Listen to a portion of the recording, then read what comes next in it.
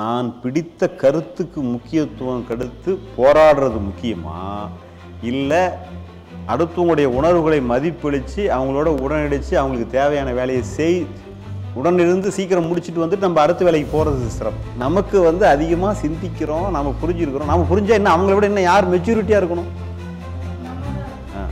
அவங்கள விடவே நீ இன்னும் மேம்பட்டு மனசின் இயக்கத்தை புரிஞ்சிருக்கிறோன்னா.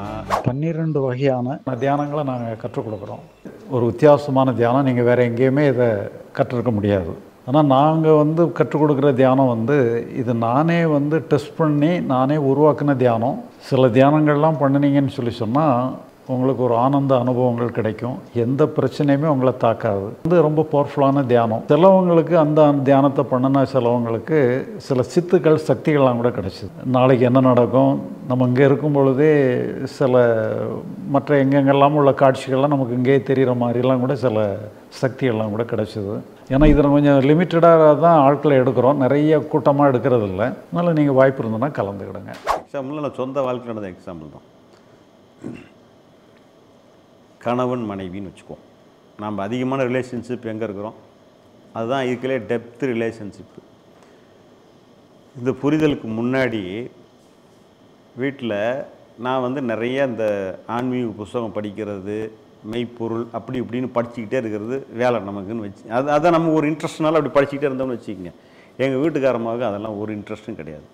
அவங்க ஒரு பக்தி இல்லை இன்ட்ரெஸ்ட்டாக சாமி கும்பிட்றது, பக்தியில் அவங்க இன்ட்ரெஸ்ட், அவங்களுக்கு ஆர்வம் அதில்னு வச்சுக்கோங்க. அவங்க என்னன்னாங்க, ஒரு நாள் சனிக்கிழமை எப்பா நீ பெருமா கோயிலுக்கு போயிட்டு வரலாம்ப்பா அப்படின்னு சொல்லி என்னை கூப்பிட்றாங்க. நான் என்ன சொல்கிறேன், மெய்ப்பொருளின் அம்சம் உனக்கு புரியவில்லையா? தூணிலும் இருப்பான் துரும்பிலும் இருப்பான், அவனின்றி ஓரணுவும் அசையாது இப்படின்லாம் நான் சொல்கிறேன்னு வச்சுக்க. வரேன்னா வரேன்னு சொல்லு, வரலன்னா வரலன்னு சொல்லு. இதுக்கு எதுக்கு இவ்வளோ பெரிய ஸ்டோரி என்ன? அப்போ நாம் இருந்தாலும் நான் படித்த புஸ்தகம் என்னுடைய திறமைகள்லாம் விட்டுற முடியுமா? இருந்தாலும் நீ என்னான்னு புரிஞ்சுக்க. வரலன்ட்டு இல்லை விட்டுறேன், ரெண்டாவதுல ஒரே வெட்டு. அப்புறம் நாம் இருந்தாலும் அப்புறம் அதையும் இதையும் பேசிட்டு அப்புறம் காத்தாலே தகராறு ஆகிடுது இல்லை. அப்புறம் ஆஃபீஸ் போயிட்டு நீ வாட்ஸ்அப் சாரி கேட்குறியா என்ன நம்ம சத்தைக்கு ஒருக்கா செக் பண்ணி பார்க்குறது, வரவே வராது. ஏன்னா மிஸ்டேக் யாருது, என்னது? கூப்பிட்டா போயிட்டு வரணும், அதுதான் உனக்கான வேலை. உன்னை கௌரவமாக கூப்பிட்றாங்க, மரியாதை போட்டு வரதை விட்டுட்டு வீரவசனம் பேச வேண்டிய அவசியம் கிடையாது. ரைட்டா? அப்புறம் என்னாச்சு, மத்தியானம் வரோம். இதெல்லாம் புரியாத முன்னே நடக்குது. மத்தியானம் வரோம்னு வச்சுங்க, வந்த வாட்டி அவங்ககிட்ட என்னன்றோம், அப்பயே நம்ம கொள்கையை விட்டுற முடியுமா? நம்ம அவ்வளோ சீக்கிரம் ஒத்துக்குவோமா? பிடிவாதத்தை விட்டுருவோமா? நான் விட மாட்டோம்ல.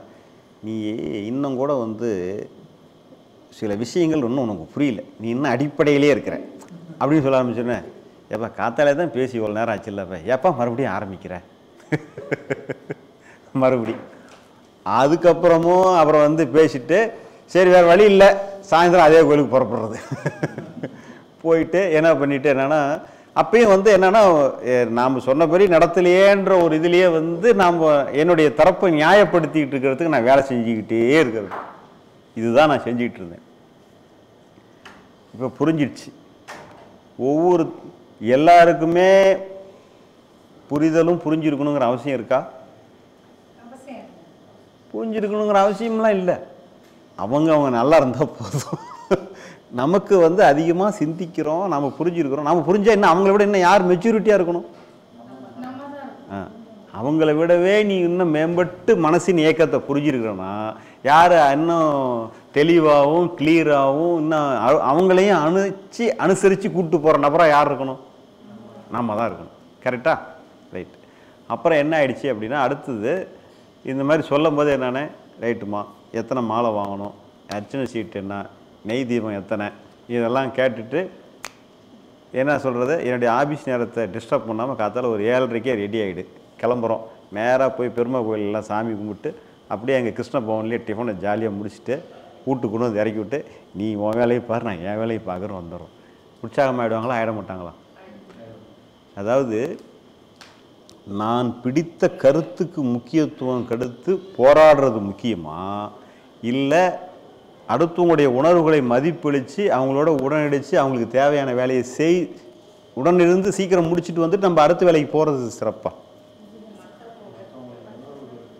மற்றவங்க உணர்வுக்கு மதிப்பளித்து அதுக்கு நம்மளால் என்ன சாத்தியமாக செய்ய முடியுமோ அது செய்கிறது தான் இருக்குது. அதுக்கு தான் இது என்ன கொடுக்குறது, அதுக்கு தான். அதுதான் கொஞ்சமாச்சும் உனக்கெல்லாம் இருக்குதான்னு கேட்குறாங்கல்ல, அவ்வளோதான் மேட்ரு.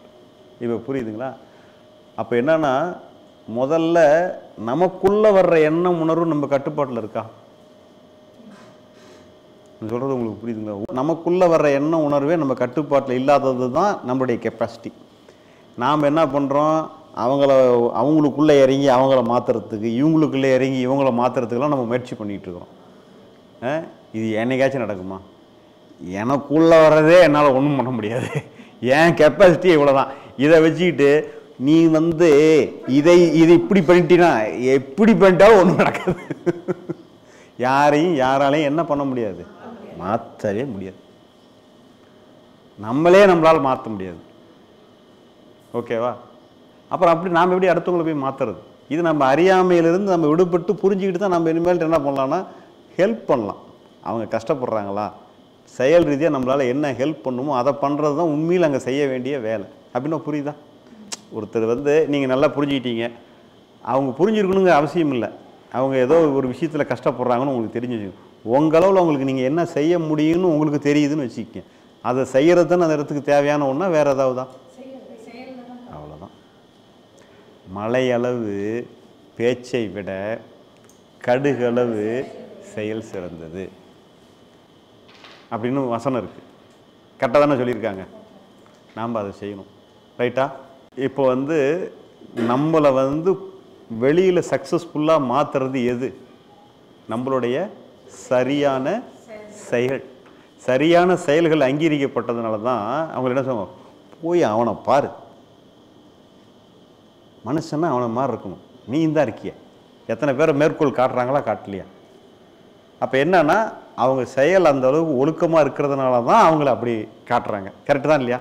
அப்போ நம்மளுக்கு சரியில்லாத செயல்னால நாமளே சரியில்லைன்னு எடுத்துக்கணுமா, நம்ம சரி பண்ணணும்னு எடுத்துக்கணுமா? சரியில்லாமல் இருக்கிறோம், நம்மளை சரி பண்ணிக்க வேண்டிய பொறுப்பும் நமக்கு தான் இருக்குது. நம்மளை கரெக்ட் பண்ணிக்க வேண்டிய நம்ம வேலை தான். சரியா? ரைட். இதில் ஒன்றும் குழப்பம் இல்லையா? புரிஞ்சுதா? ரைட்.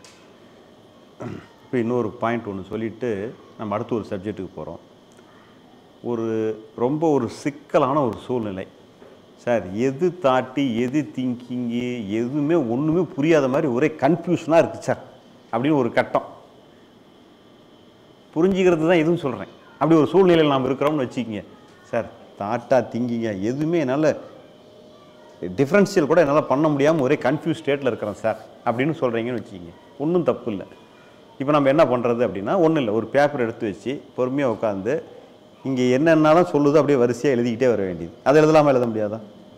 யாரும் காமிக்க தேவையில்லை, நீங்களே எழுதிக்கிறது. வரிசையாக எழுதிட்டு அப்புறம் நீங்களே திரும்ப அதை பொறுமையாக படிச்சிங்கன்னா இதில் எதெல்லாம் மனம் சம்மந்தப்பட்டது, எதெல்லாம் மனதை கொண்டு செயல் செய்ய வேண்டியது சம்மந்தப்பட்டதுன்னு பிரிச்சுக்கலாமா, பிரிச்சிக்க முடியாதா? பிரிச்சிக்க முடியாதா? அப்போ மனம் சம்மந்தப்பட்டதுக்கெல்லாம் வெறும் இங்கே சம்மந்தப்பட்டதுக்கெல்லாம் என்ன பண்ணிடணும், இன்ட்டு. இதை வச்சு செய்ய வேண்டியதுக்கெல்லாம் டிக்கு. அந்த செய்ய வேண்டியதை மட்டும் தூக்கி போட்டு அதில் எது ப்ரைமரி, எது ரொம்ப டாப் அர்ஜென்ட்டு, எது அடுத்ததுன்னு பிரிச்சுக்கலாமா, பிரிச்சிக்க முடியாதா? இருக்கிறதுலே ஒரு 5 செய்ய வேண்டியது வந்ததுன்னா அதில் டாப் மோஸ்ட் அர்ஜென்ட் ஏதோ அதை தூக்கி முதல்ல போட்டுட்டோம். அதை ரீஅரேஞ்ச்மெண்ட் பண்ணிடணும். பண்ணிவிட்டு அப்படி செஞ்சால் நாம் சந்திச்சிருக்கிற மிக மிக நம்மளால் புரிஞ்சிக்க முடியாத சூழ்நிலை கூட நம்ம உயர்ந்த அளவில் என்ன செய்யணுமோ அதை செய்கிறோம்னு அர்த்தம். புரியுதுங்களா உங்களுக்கு? 12 வகையான தியானங்களை நாங்கள் கற்றுக் கொடுக்குறோம். ஒரு வித்தியாசமான தியானம் நீங்கள் வேறு எங்கேயுமே இதை கற்றுருக்க முடியாது. ஆனால் நாங்கள் கற்றுக் கொடுக்குற தியானம் இது நானே டெஸ்ட் பண்ணி நானே உருவாக்கின தியானம். சில தியானங்கள்லாம் பண்ணினீங்கன்னு சொன்னால் உங்களுக்கு ஒரு ஆனந்த அனுபவங்கள் கிடைக்கும். எந்த பிரச்சனையுமே உங்களை தாக்காது. ரொம்ப பவர்ஃபுல்லான தியானம். சிலவங்களுக்கு அந்த தியானத்தை பண்ணினா சிலவங்களுக்கு சில சித்துக்கள் சக்திகள்லாம் கூட கிடைச்சிது. நாளைக்கு என்ன நடக்கும், நம்ம இங்கே இருக்கும் பொழுதே சில மற்ற எங்கெங்கெல்லாம் உள்ள காட்சிகள்லாம் நமக்கு இங்கே தெரிகிற மாதிரிலாம் கூட சில சக்திகள்லாம் கூட கிடைச்சிது. ஏன்னா இதில் கொஞ்சம் லிமிட்டடாக தான் ஆட்களை எடுக்கிறோம், நிறைய கூட்டமாக எடுக்கிறது இல்லை. அதனால் நீங்கள் வாய்ப்பு இருந்ததுன்னா கலந்துக்கிடுங்க.